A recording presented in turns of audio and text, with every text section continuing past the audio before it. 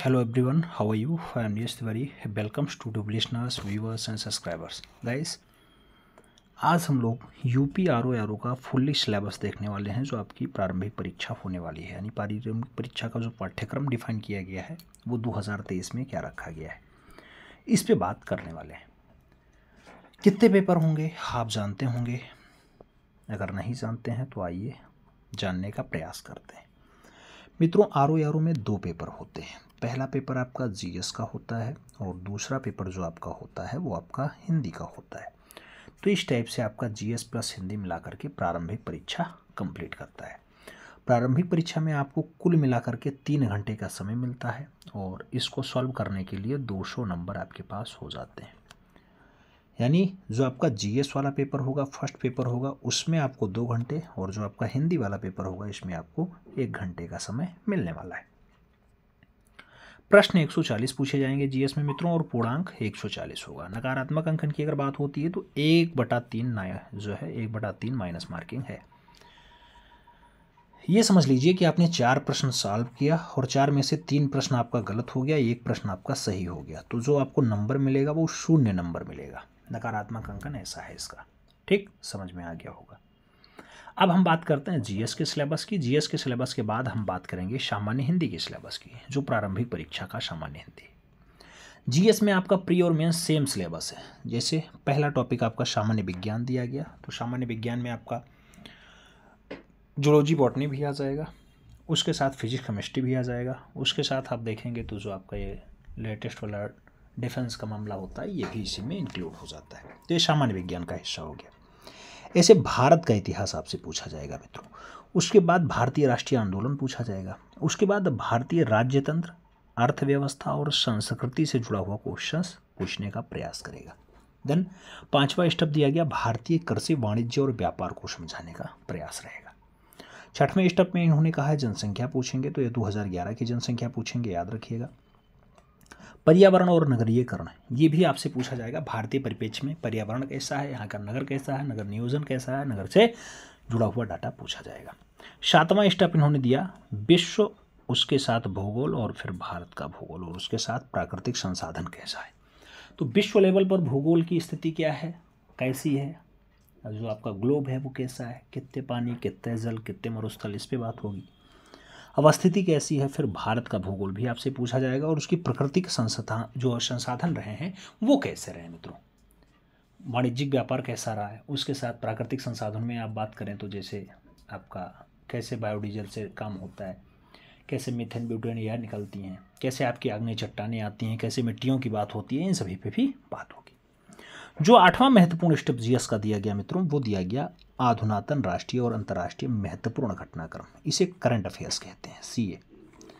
मित्रों, ये अंतर्राष्ट्रीय और राष्ट्रीय घटनाक्रमों की बात होगी। इससे 3 से 4 प्रश्न तो हर हाल में पूछे ही लिया जाता है, तो ये पूछा जाएगा। फिर सामान्य बौद्धिक क्षमता, इसे रीजनिंग कहा जाता है मित्रों। ये भी 2-3 प्रश्न लेकर के आ ही जाता है, कभी कभी 4-5 भी हो जाते हैं, तो ये बौद्धिक क्षमता चेक करने के लिए रहेगा। उसके बाद उत्तर प्रदेश की शिक्षा, संस्कृति और कृषि उद्योग के साथ साथ व्यापार, रहन सहन, सामाजिक मुद्दे और उसके साथ विशिष्ट जानकारी है, यानी यूपी स्पेशल आपसे पूछ लिया जाएगा। तो ये 10 स्टेप में इन्होंने जीएस को कंप्लीट किया है। इसी में प्री, इसी में मेन से अपना कवर कर लेते हैं। 140 प्रश्न आपसे पीजी में पूछा जाता है। अगर प्री आप क्वालिफाई होते हैं तो फिर 120 प्रश्न आपसे मेंस में पूछता है। तो इस टाइप से ये अपना पूरा जो है डाटा कंप्लीट करके रखे हुए हैं।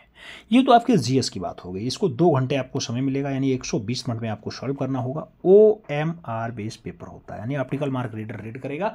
MCQs टाइप का पेपर होगा, मल्टीपल चॉइस क्वेश्चंस होंगे, OMR पे गोला भरना होगा। ठीक है, तो ये तो फर्स्ट पेपर की बात हो गई।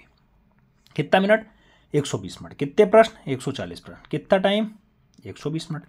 उसके बाद पूर्णांक कितना मिलेगा, 140 नंबर का होगा। इसमें से कितना नंबर आप ले आए तो पास हो जाएंगे, यानी प्री क्वालिफाई हो जाएंगे। तो मित्रों, इसमें से आपको 90 नंबर लाना अनिवार्य है। 85 से 90 नंबर आपका होना चाहिए, तब जाके आप प्री का फर्स्ट पेपर क्वालिफाई कर पाएंगे। याद रखिएगा, बिल्कुल दिमाग में बिठा लीजिएगा। अब प्री की बात कंप्लीट करने के बाद हम लोग प्री में जो सेकेंड पेपर होता है आपका प्रारंभिक परीक्षा में ही, सामान्य हिंदी, उनसे क्वेश्चंस की बात करेंगे। तो मित्रों, सामान्य हिंदी के लिए 1 घंटे आपका टाइम मिलता है, यानी 60 मिनट आपको टाइम मिलेगा। इसके लिए 60 प्रश्न रहेंगे और पूर्णांक भी इसका 60 नंबर होगा। नकारात्मक अंकन यहाँ भी 1/3 ही होगा, याद रखिएगा। थोड़ा सा जटिल है नकारात्मक अंकन, हल्के मत लेना। तो नकारात्मक अंकन जटिल है।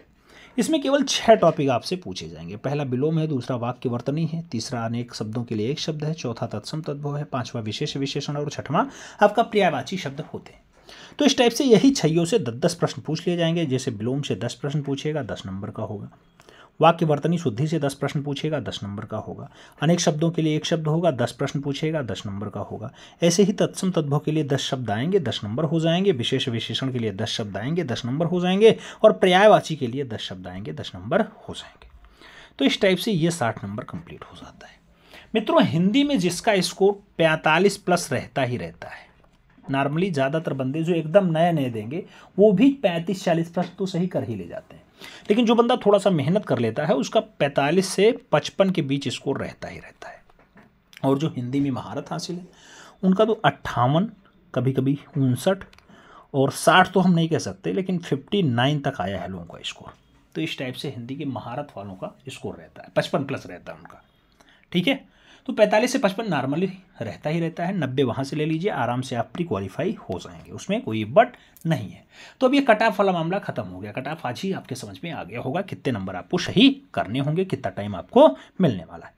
तो हमें उम्मीद है कि अब ये प्रारंभिक परीक्षा का जो सिलेबस डिफाइन था वो सिलेबस आपके दिमाग में बैठ गया होगा। आपने ये 10 टॉपिक लिख लिया होगा। यूपी स्पेशल कितना आएगा, रीजनिंग कितना आएगा, अंतर्राष्ट्रीय मुद्दे कैसे आएंगे, भारतीय और विश्व भूगोल कैसे पूछा जाएगा, या फिर जनसंख्या कहाँ से आएगी, वाणिज्यिक व्यापार जो कैसे आएंगे, या फिर आपका जो हिस्ट्री है, या फिर आपका जो राज्यतंत्र है, अर्थव्यवस्था है, या फिर भारतीय राष्ट्रीय आंदोलन की बात हो या सामान्य विज्ञान की बात हो, कहाँ कहाँ से क्वेश्चंस बनेंगे, ये सारे पॉइंट्स आपके दिमाग में बैठ गए होंगे। मैं ऐसा मान के चल रहा हूँ।